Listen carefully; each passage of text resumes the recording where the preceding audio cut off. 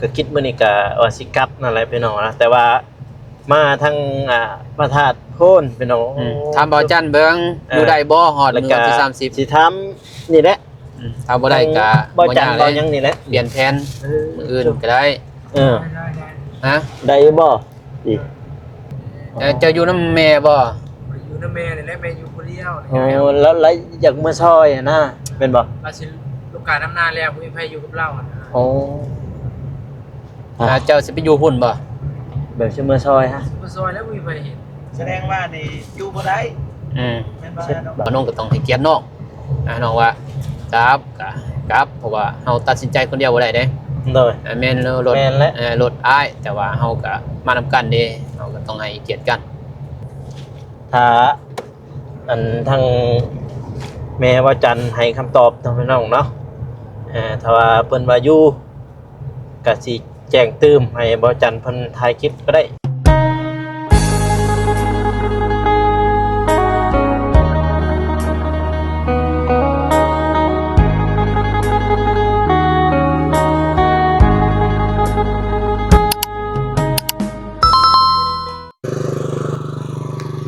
ต้นตาลแต่ว่าบ่ฮู้บ้านหยังบรรยากาศโคตรดีเลยพี่น้องเอ้ยปะโถครั้งแรกในชีวิตที่ได้มาบ้านแต่ว่าเห็นเพิ่นติดป้ายเมื่อกี้เป็นบ้านหรือว่าเป็นเมืองไส่บัวทองเนาะพี่น้องเนาะแขวงสวรรณเขตอ้ายพี่ปัตยานเฮ้ยโอ้โหชอบไปแล้วบ่โดนนะโดนบานิวโอ้โชโดนบานิวพันอย่าพลาดลองเปิ้งต้นตาดมานี่มือสูงแท้บ้านคอยบ่มีโอ้ยพี่บ้านเฮาเราบ่มีเด้พี่น้องเด้โอ้ยพูดบรรยากาศโคตรได้เลยพี่น้องเอ้ยงามที่เมืองทำมาบ่โจอยู่ต้นตาลพูดมาคนอยู่ถึงพูดป้าเบื้องน่ะฝนตกมืดคึบอยู่เบื้องน่ะฝนก็ตกโจฝนนี่ก็ได้พี่น้องแล้วบรรยากาศงามไปลีนู่นคักเป็นวิธีชีวิตของชาวบ้านนะพี่น้องเนาะทางแขวงสวรรณเขตทางบ้านมาเห็นคนสิพี่น้องเอ้ยดอกได้บ่เคยเห็นอยู่บ่ทางบ้านเฮาเคยเห็นอยู่หน่อยนึงบ่หลายได้บ่โอ้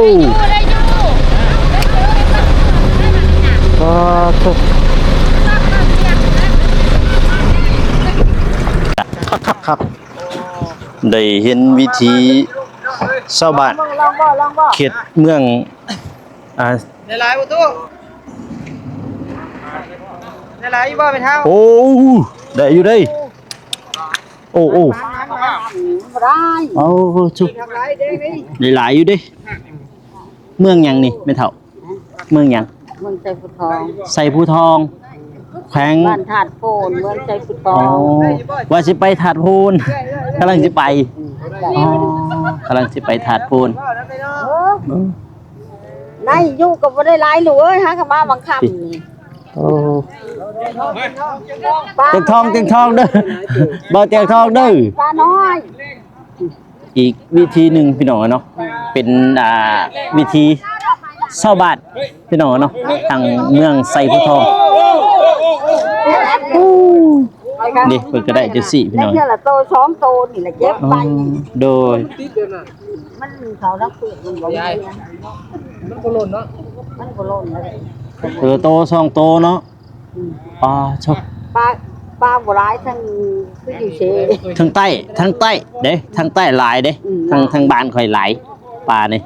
ทางข่อยสิบ่กินฮอดข้าวพุ่นแหละคันตึกได้อยู่บ้านนี่เห็นในโทรศัพท์พระเจ้าโอ้ยทางปากเซ่นี่ทางเมืองโขงหลายจังน่ะโดยหลายคักเต็มเลย โอ้โหโอ้โอ้ไปไงโอ้พี่ วัดเท่านี้น่ะตัวใหญ่อยู่นั่น โดย ติดหันร้ายหน่อยบ่ เออ โอยหัวอยู่หั่น มันเข้าทั้งคืน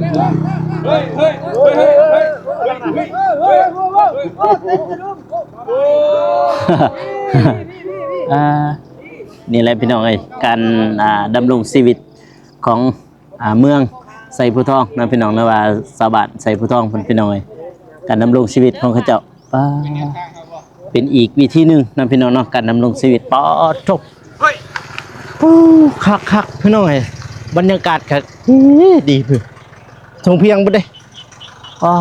วันนี้ทางทีมงานนะพี่น้องเนาะบ่เคยเห็นปานใดพี่น้องเอ้ยเนาะแต่ว่าทั้งลาวใต้ก็มีอยู่พี่น้องนะแบบนี้โจเป็นทงนาบ่ได้นะ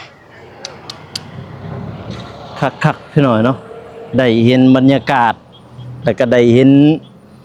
วิถีชีวิตชาวบ้านทางเมืองไซภูทองพี่น้องเนาะแขวงสวรรณเขตประทับใจแห้งหน่อย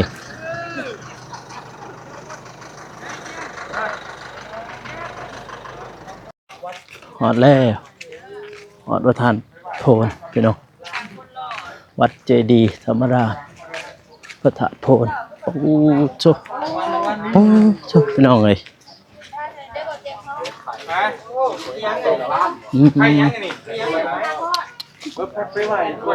คนลุกพี่น้อง โอ้ยโทษทายอีกโอ้ยจะมีกระพอเลยนะ เนอะ เอาออกมา มาครั้งแรกพี่น้องไปไอ้ตื่นเต้นบ่ตื่นเต้นบ่ ฮะ โอ้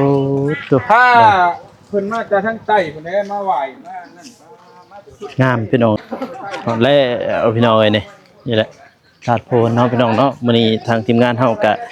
เข้ามาบูชาเป็นครั้งแรกในชีวิตเนาะพี่น้องเนาะปาโกตื่นเต้นแห้งพี่น้องเนาะปาแต่ว่าคนลุกคนแรกพี่น้องเอ้ยอ้าวเล่ คุณเล่นแล้วกล้องแล้วบ่ ไปแล้วบัดนี้ โอ้ยคนเล่นกระบาบแล้วกระบาบกระเบาะเด้พี่น้องเอ้ย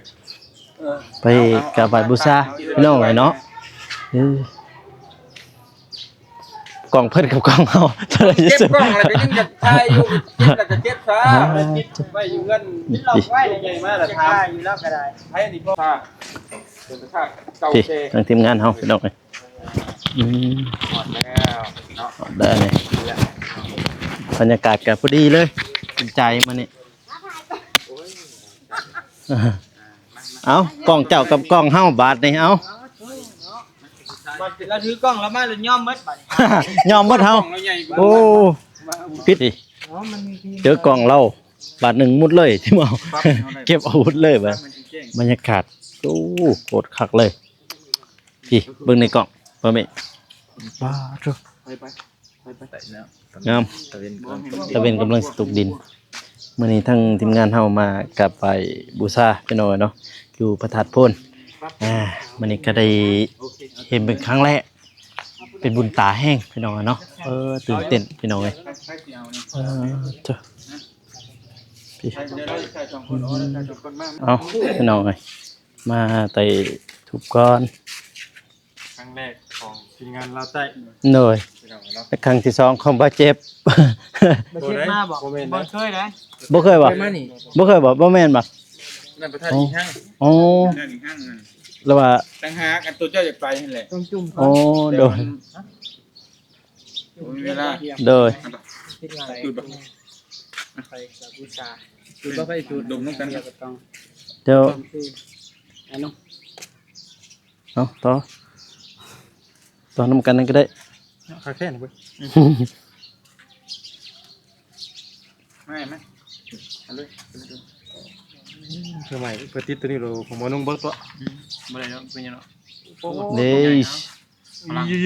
โอเค พลังร่วมแรงร่วมใจกัน โดย หาหยาได้ เอาไม่วะ สิรวมหมู่บ่ เอาโอเคพี่น้องเอ้ยพี่ ได้ต้องไปร้อย เอากินก่อนละโอนนี่มันจะกินไปไป พี่น้อยภาพบรรยากาศพี่น้อยงาม มาพี่สิพาเวียนมา โดย กรุณาถอดรองเท้าหรือว่าเกิดมากรุณาถอดเกิดดิยางห้องใส่หาขวา3 ห้อง งานนำกันพี่น้อย3 ห้องภาพบรรยากาศครั้งแรกของบ่าวโกพี่น้องเนาะที่ได้มาจะเป็นบุญตาแห้งพี่ เด้อ ไปโดยจ้ะบ่าวนิวมาจากเถื่อแล้ว โอ้นับบ่ถ้วนเนาะ โดย มาเรื่อยอยู่ โดยพระธาตุโพนพี่น้องอันนี้ ว่าไงก็เฮาศรัทธาเด้ โดย มาดูอยู่ อ๋อ เรื่อยเลยแหละ โดยมาฮอนแล้ว โอ้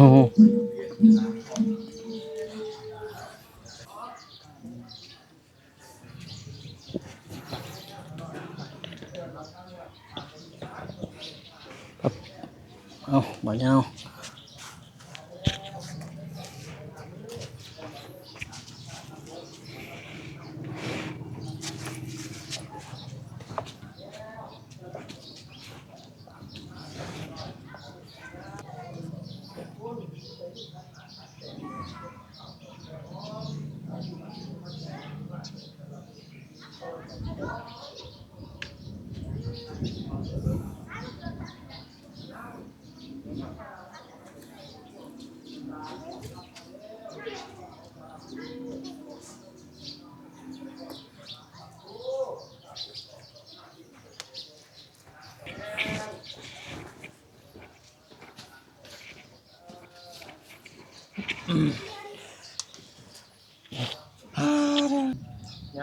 พาลืมแม่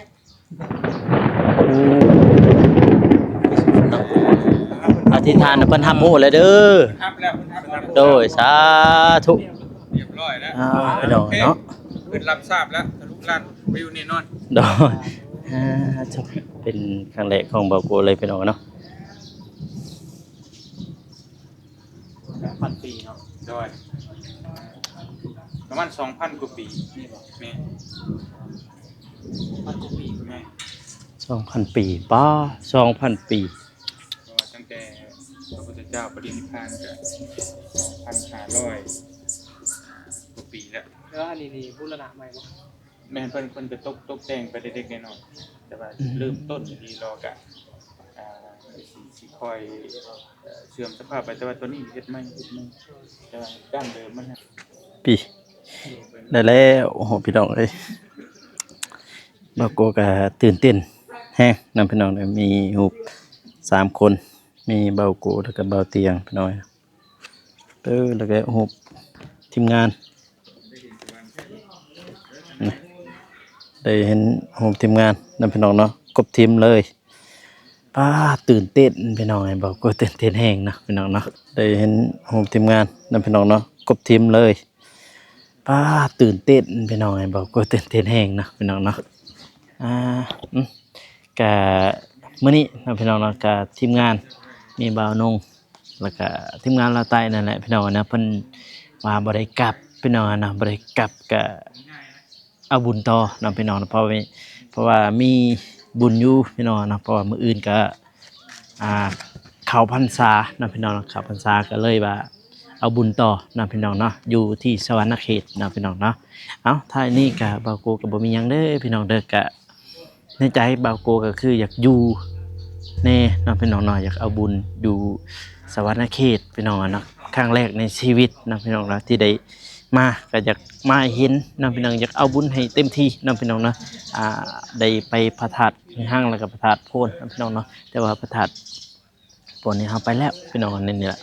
ตัวเป็นครั้งแรกของชีวิตบ่าวโกเลยเนาะพี่น้องเนาะเอาบาดนี้พี่น้องเอ้ยเปิดภาพมาบาดนี้กำลังเดินทาง กลับจากพระธาตุโพนพี่น้องเนาะ เป็นครั้งแรกในชีวิตเลยพี่น้องนะที่ได้มา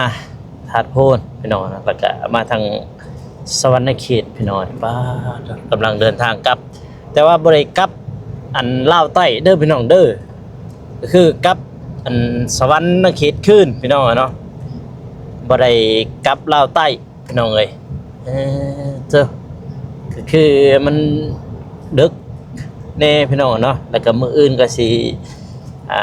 เอาบุญต่อพี่น้องใส่บาตรพี่น้องหรือว่าเข้าพรรษาพี่น้องเนาะพี่พี่ต่อจากภาพเก่านั่นแหละพี่น้องนี่บ่าวน้องขับรถคือเก่าพี่น้อง ส เด้อบ ายดีพี่น้องเอ้ย คลิปเก่านั่นแหละคลิปเก่ามาแต่ถาดโพนนั่นแหละพี่น้องเนาะเจ้าซุ่มเขานี่ทางหลังเบาจันกับเบาเจ็บพี่น้องเฮ้ยดิแต่ว่าในกล่องทางหน้าก็เห็นแต่น้อยเดียวแต่ว่าที่จริงแล้วเห็นกว้างเด้เพราะมันมีเบื้องนั่นเด้เบื้องหลังเบาจันได้บ่อันน่ะ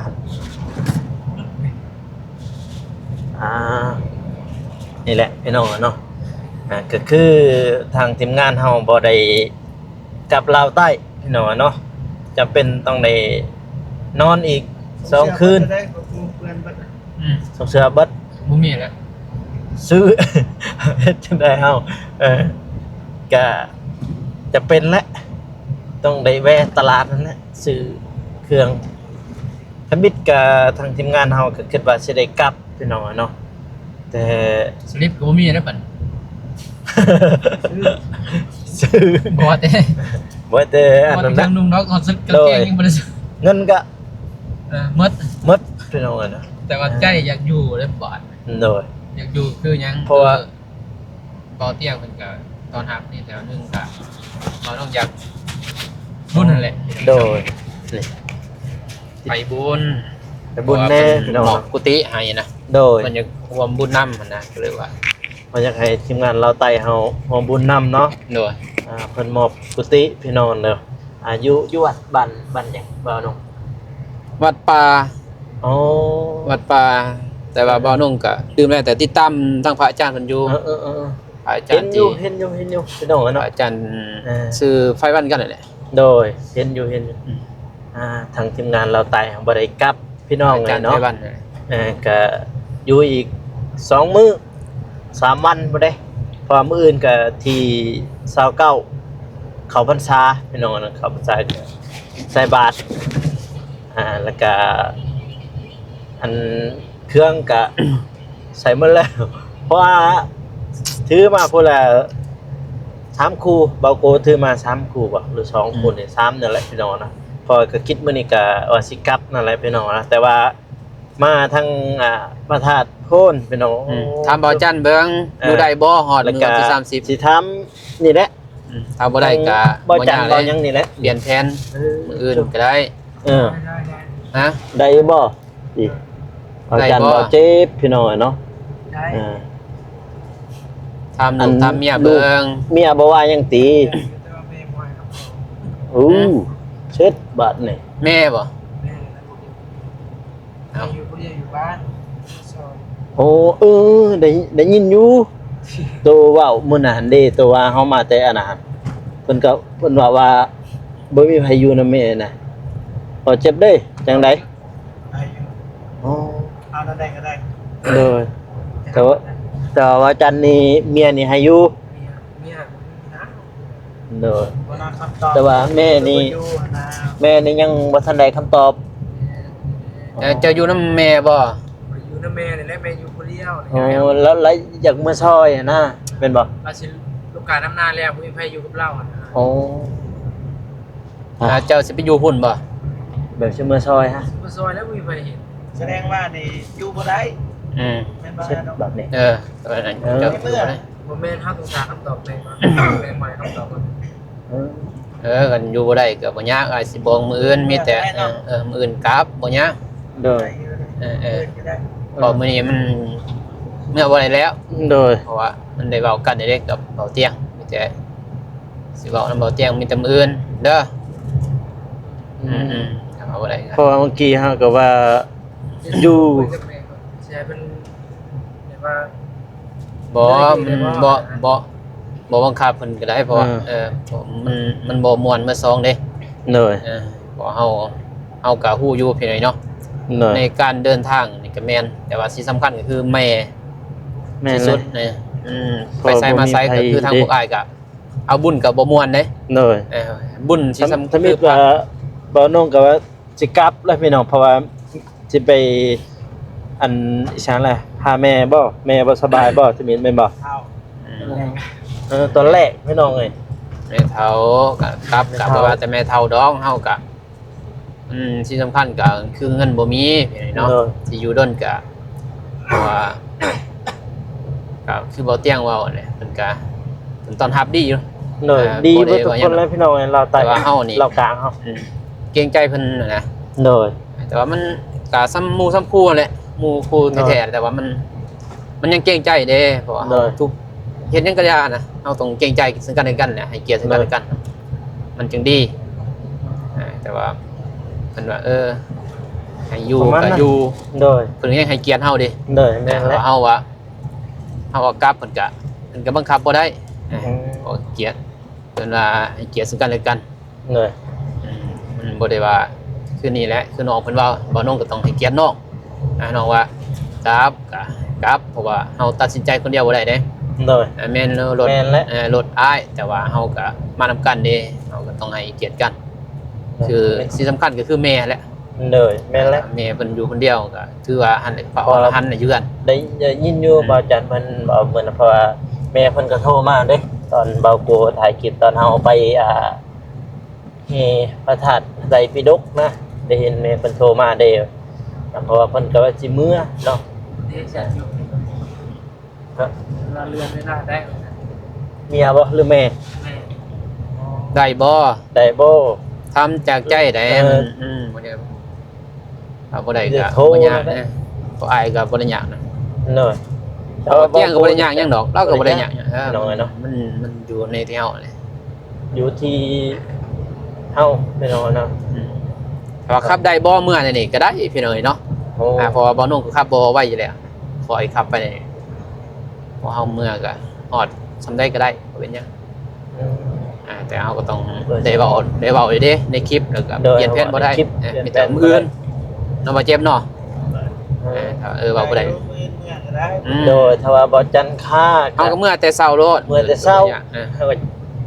แจ้งทางทีมงานเรากลางเฮา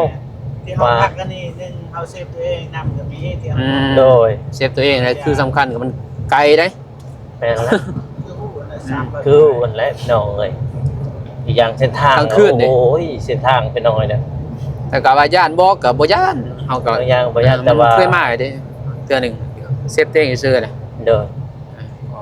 หมู่ นอนบ่เต็มที่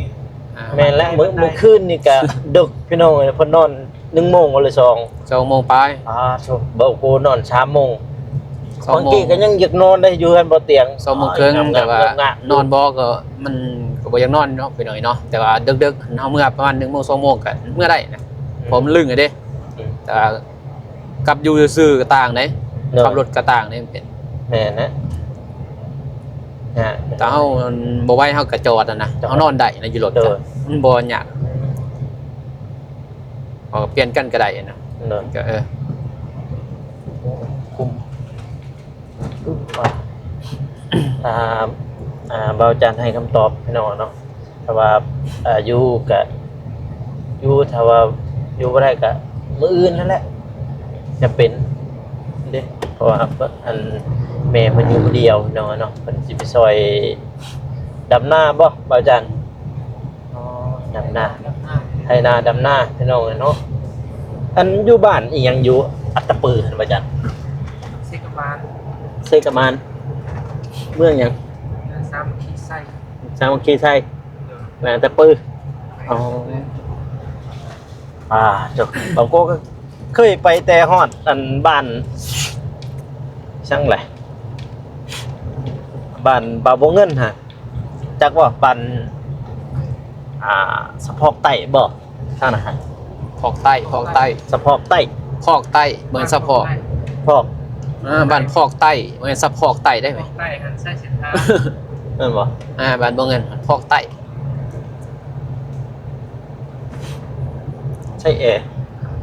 โอ้เย็นแล้วทำนี่ ปิดอีก ปิดบ่ แมน คือว่าแอร์ได้แอร์คือว่าได้แอร์หอย เย็นหนาว สำนี่ก็เย็นแล้ว จนอันนี้ เออ ชุบพี่น้องถ้าเบิ่งคำตอบพี่น้องเนาะอย่าสิแจงอีกตึมตอนนี้กำลังเดินทางกลับ แต่ว่าบ่ทันฮู้เด้อพี่น้องเด้อว่าสินอนไสบ่าวนุ่งคิดว่าจังไดเดี๋ยวไป ไปยากแล้วตอนนั้นอยู่บนรถบนนอนบนยากแล้วเอาหูมัดเลย อืมแต่บ่ทันฮู้ว่าสินอนไสพี่น้องเอ้ยจะขอใช้เลยนี่ก็ยังบ่จักเอ้ากระจบคลิปอยู่นี่เลยซะอย่ามันเยอะมันยาวพี่น้องเอ้ยสิถ้าอันทางแม่ว่าจันให้คำตอบทางพี่น้องเนาะถ้าว่าเพิ่นว่าอยู่ก็สิแจ้งเติมให้บ่จันเพิ่นถ่ายคลิปก็ได้แจ้งเติมหรือว่าทางทีมงานทางพี่น้องเนาะแต่ว่ากลับก็จึงได้แจ้งอีกเติมนำพี่น้องเนาะให้บ่จันเพิ่นแจ้งเติมนำพี่น้องเนาะว่าอยู่ก็สิถ่ายคลิปอันเมื่อก็สิถ่ายคลิปนำพี่น้องเนาะก็ทางทีมงานก็ผู้ใดสิถ่ายต่อก็ถ้าเบิ่งหรือว่าถ้าติดตามนำพี่น้องเนาะเอาเบาโกแล้วก็ทีมงานเด้อพี่น้องเด้อก็สิขอตัวลาไปก่อนเนาะพี่น้องเนาะให้บ่าวนุ่งเพิ่นขับรถพี่น้องโทษอย่าล่นตอนนี้เลย อ๋อสมาธิคืออยู่นี่เลย โดยสมาธิอยู่นี่แหละ โฟ พี่น้อง กัส เนาะ โฟกัสคือทางหนา โดยเดี๋ยว อา ใช่ไหม พี่น้องเนาะกะจบคลิปซ้ำนี้เด้อพี่น้องเด้อเราเจอกันอีพีหน้าเด้อพี่น้องเด้อบ๊ายบายพี่น้องเอ้ยทางหลังเด้อบ๊ายบายเด้อโอเค